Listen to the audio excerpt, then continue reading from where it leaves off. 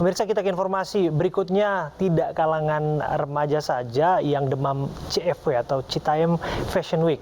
Namun ini juga melanda pejabat daerah. CFW seakan menjadi panggung politik bagi tokoh-tokoh yang berkepentingan dalam kontestasi Pilpres 2024. Demam Citayam Fashion Week alias CFW semakin meluas dan menjakiti berbagai kalangan. Tidak hanya para remaja, pejabat daerah seakan tak mau ketinggalan tren dadakan ini.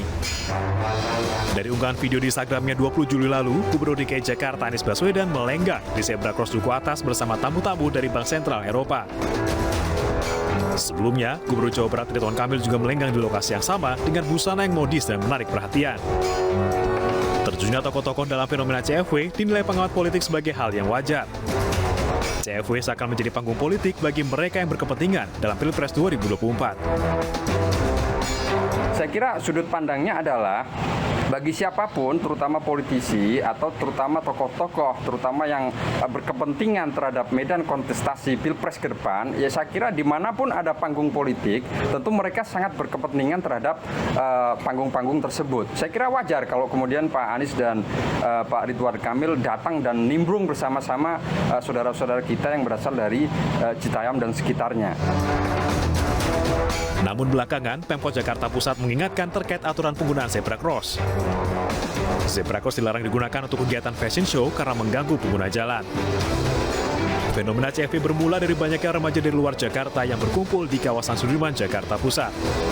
Mereka nongkrong sembari berlomba-lomba menggunakan pakaian yang modis dan menarik, sehingga dijuluki Citayam Fashion Week. Lalu bagaimana suasana di kawasan Sudirman malam hari ini? Kita akan bergabung bersama dengan Nata Arman. Selamat malam, Nata. Kami ingin tahu apakah dengan berlakunya aturan baru di sana masih saja ramai? Yang ada di belakang saja ternyata di belakang Anda masih ramai ya di sana?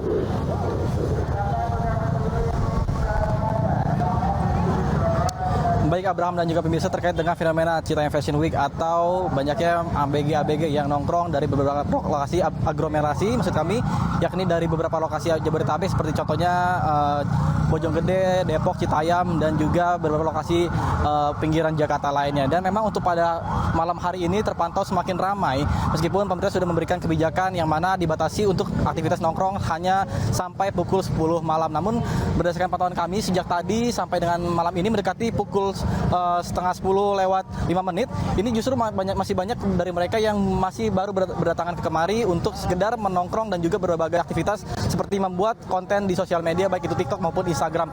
Dan saya pun langsung akan bertanya kepada salah satu dari ABG yang kerap nongkrong di kawasan Duku Atas ini. Halo Mbak, Ya. boleh minta waktu bentar? Pakai lagi ngapain nih kira-kira? Lagi main doang. Oke, namanya siapa dan dari mana? Tasya dari Bojonggede. Oke, dari Bojonggede. Jauh-jauh sini cuman buat nongkrong doang apa ada aktivitas lain, Mbak? Main doang sambil buat konten juga. Oke, konten sosial media tentunya ya. Iya, TikTok. Nah, kalau boleh tahu nih kan pemerintah kan memberikan kebijakan untuk aktivitas nongkrong di sini hanya pukul 10 malam saja, selebihnya akan dibubarkan secara paksa. Ini kira-kira Mbaknya bakal nurutin peraturan itu apa tetap ngeyel untuk bikin konten di sini? Ya nurutin peraturan dong, pulangnya sesuai jadwal jam 10. Oke. Nah, kalau misalnya kita bicara soal banyaknya kan dari beberapa menteri, terutama dari Sandiaga Uno akan memberikan fasilitas beasiswa bagi anak-anak sini. Kira-kira kalau Mbak salah satu pemenang beasiswa tersebut, Mbaknya bakalan mau nerima apa enggak? Mau dong, mau banget. Kenapa tuh? Kan ada beberapa yang nolak nih. Ya karena itu udah rezeki ya, terima aja. Oke, kalau kita lihat nih setelannya, ini kan cukup nyentrik juga nih buat anak-anak muda nih KBG. Kira-kira pakai setelan apa sih? Bojonggede, stylean di sini emang kayak gini.